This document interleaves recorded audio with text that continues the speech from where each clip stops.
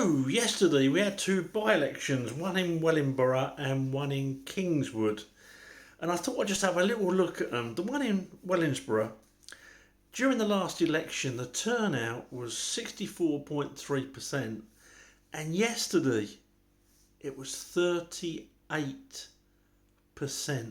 Labour won with 13,844 votes, and that was nearly 3,000 less votes than they got coming second in the last general election.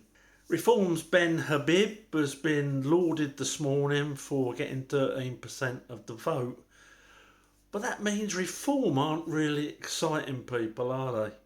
3,919 votes, 13% of the vote that was down in turnout from 64.3% to 38%. I've heard loads of things said about Labour this morning that simply aren't true, and loads of things said about Reform that simply aren't true.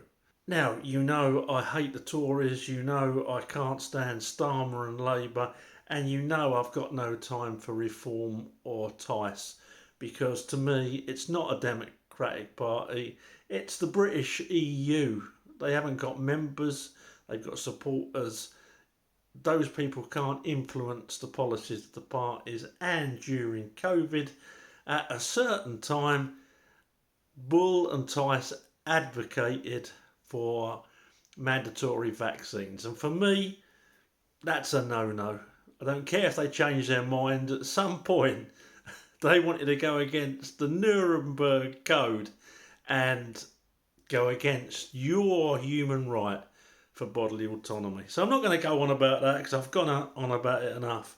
But the turnout just shows me that people are so disinterested in politics. They're worn down by it. They're worn out by it.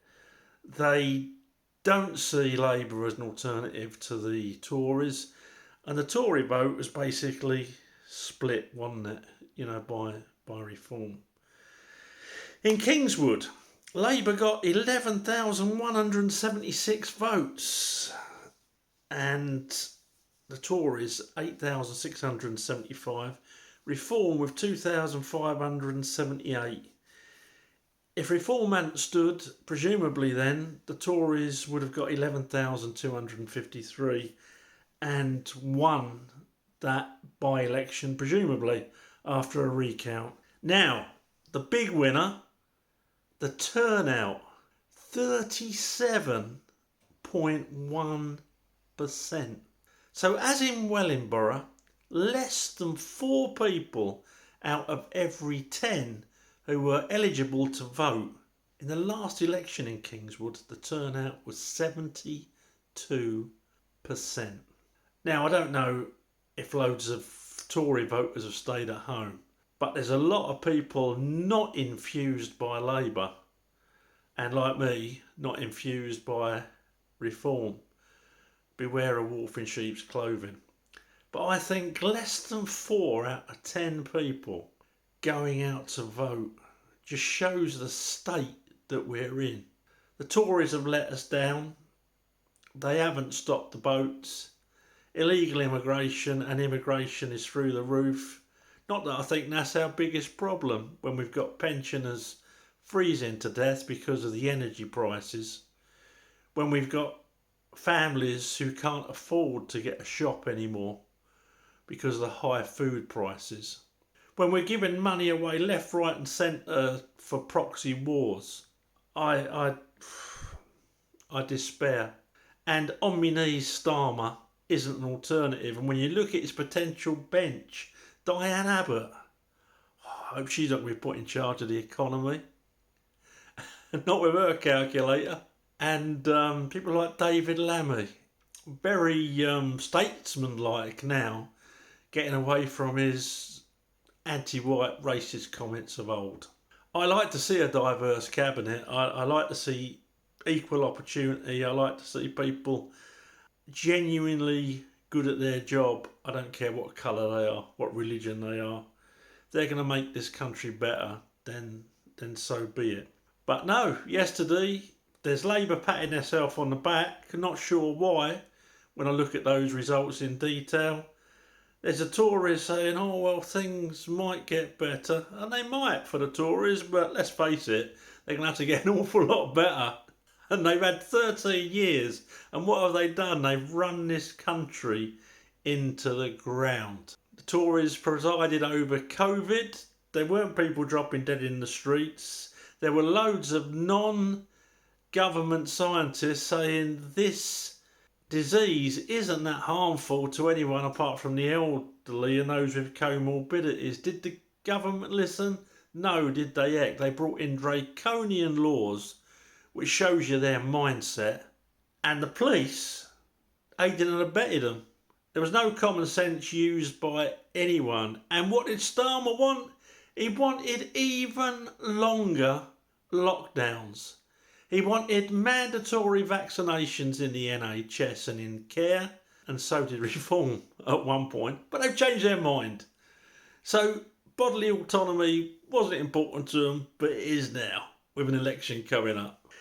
And I'd just like to say one thing about the ADF to Rachel Thatcher. She stood in a little parish election yesterday and she got 90 votes. The winner got just over 200, I think. The winner was a well-known local businesswoman. But Rachel did get a lot of hate because the ADF have got the fact that we're patriots on the website, and there's a certain type of person out there who doesn't like free speech, who reads the word patriot and naturally says far right. If they read our policies, there's nothing far right there. There's lots of sensible policies, and yes, the ADF would stop the boats by processing at sea. And I don't see anything wrong in that at all. And maybe I'm a gammon, a racist, or whatever, but we need to stop an influx of people that aren't documented so that we've got space for genuine refugees who really do need our care.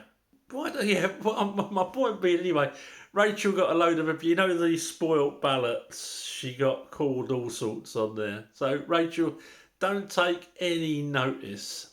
It was probably that she was in this next door internet room and she got abuse in there from someone, I don't know, Jan or Binti or whatever her name was. I can't remember.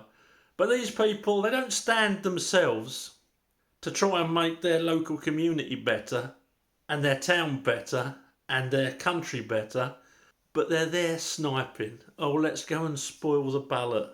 Let's go and call someone names. Straight out the playground. So well done, Rachel. There's 90 more people that know about the ADF, and I hope all these small parties, the ADF, the SDP, Heritage Party, if you're a different persuasion politically, the Workers' Party of Great Britain, the Liberal Party, I hope they all do well. And I hope those... Can you imagine if the difference between 38% and 72%, which is 35% of people, come out and voted for smaller parties or good independents that would represent their community?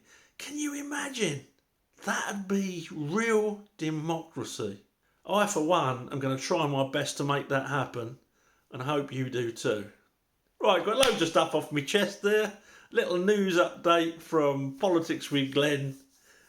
ADF supporting Glenn, of course. Okay, have a good day, whatever you're doing, and realise that sometimes we might not all agree, but we can beg to differ. It is an option in a democracy with free speech. You don't need to abuse. We're adults.